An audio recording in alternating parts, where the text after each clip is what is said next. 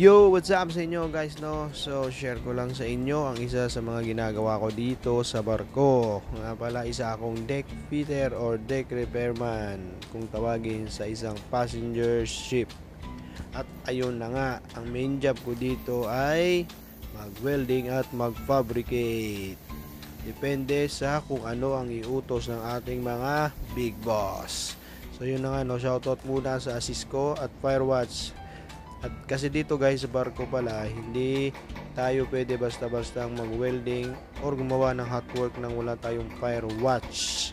Kasi hindi natin alam kung saan napupunta yung mga baga at yung spark ng grinder. So yun na nga guys, kailangan natin ng fire watch. Shout out sa iyo brother.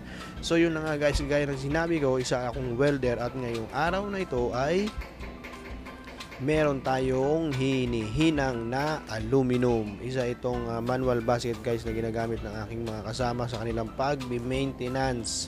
So ayan na nga, since ito ay aluminum at medyo maselan siya guys, kaya yung kasama ko may hawak-hawak na propane or blue torch kung tawagin. Kasi bago ko hinangin yan, iniinit niya muna dahil nga gawa ng maselan nga pag aluminum, lalo na dito sa biyahe namin guys, malamig yung lugar. So ayan, iniinit niya muna, di ba? Yan. At ang gamit natin guys ay isang aluminum rod. Yun.